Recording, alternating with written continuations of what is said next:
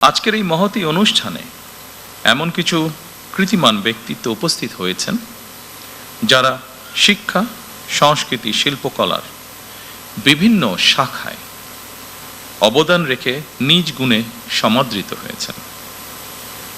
আমি অনুষ্ঠানের শুরুতেই এই কৃতিমানদের জানাই আন্তরিক অভিনন্দন। রাজনীতিবিদগণ রাষ্ট্র পরিচালনার দায়িত্বে থাকলেও একজন রাজনৈতিক কর্মী হিসাবে আমি বিশ্বাস করি জ্ঞানী গুণীজন দিক নির্দেশনার ভূমিকা পালন করে থাকেন। একটি রাষ্ট্র এবং সমাজে কৃতি মানুষদের সংখ্যা যত বেশি বাড়তে থাকবে, সমৃদ্ধি এবং নৈতিকতার মানদণ্ডে সেই সমাজ তত বেশি আলোকিত হতে থাকবে। সুতরাং রাষ্ট্র তার নিজের প্রয়োজনে জ্ঞানী গুণী মানুষদের সম্মানিত করে। সম্মানিত সকল উপস্থিতিবৃন্দ, সুধীবৃন্দ, এই উপলব্ধি থেকেই স্বাধীনতার ঘোষক শহীদ প্রেসিডেন্ট জিয়াউর রহমান স্বাধীন বাংলাদেশে প্রথমবারের মতন 21 পদক প্রবর্তন করেছিলেন। এটি শুধু একটি পদকই নয়, বরং এই পদকের মধ্য দিয়ে 52 ভাষা আন্দোলন থেকে আজ পর্যন্ত বাংলাদেশের ঐতিহাসিক ঘটনাবলীকে স্মরণে আনার পাশাপাশি যেসব বিজ্ঞজন শিক্ষা, সাহিত্য, শিল্পকলা, গবেষণা ও চর্চায় নিজেদেরকে এবং রাষ্ট্র ও সমাজকে সমৃদ্ধ করেছেন, তাদের সঙ্গে আপামর জনসাধারণের পরিচয় ঘটে।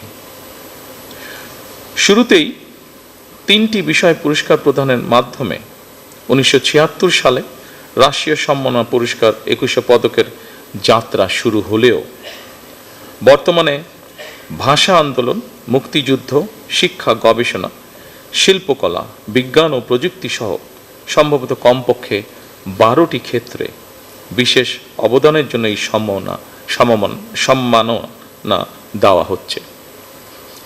এটি নিঃসন্দেহে একটি ইতিবাচক অর্জন।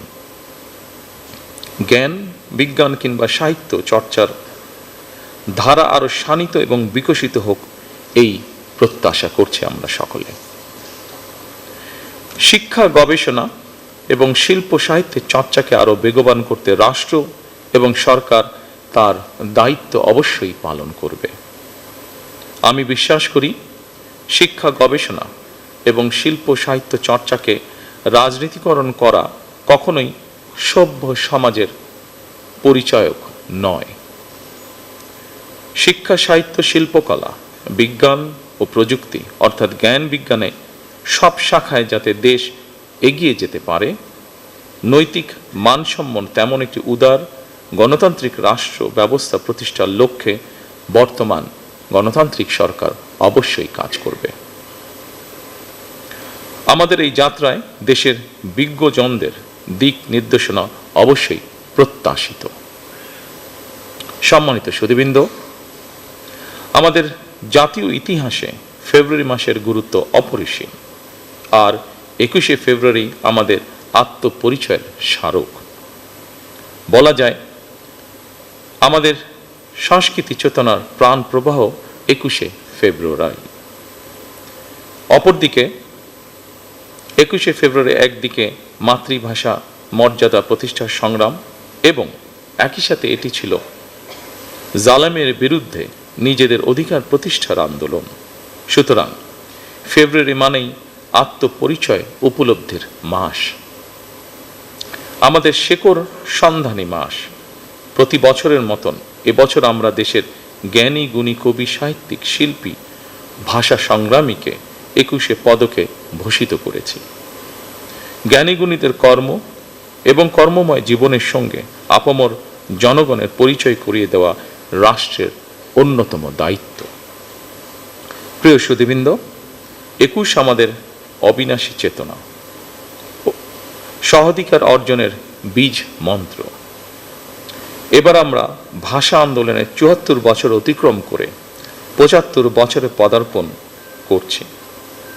অমর 21 ভাষা শহীদদের স্মরণে প্রবর্তিত আজকের 21 পদক প্রদান অনুষ্ঠানে আমি গভীর শ্রদ্ধার সঙ্গে স্মরণ করছি ভাষা সংগ্রামীদের। আল্লাহ তাদের মৃত্যুকে শহীদি মৃত্যু হিসাবে কবুল করুন। আজ যারা 21শে পদকে ভূষিত হলেন, আপনাদের সবাইকে জানাই আন্তরিক অভিনন্দন এবং শুভেচ্ছা।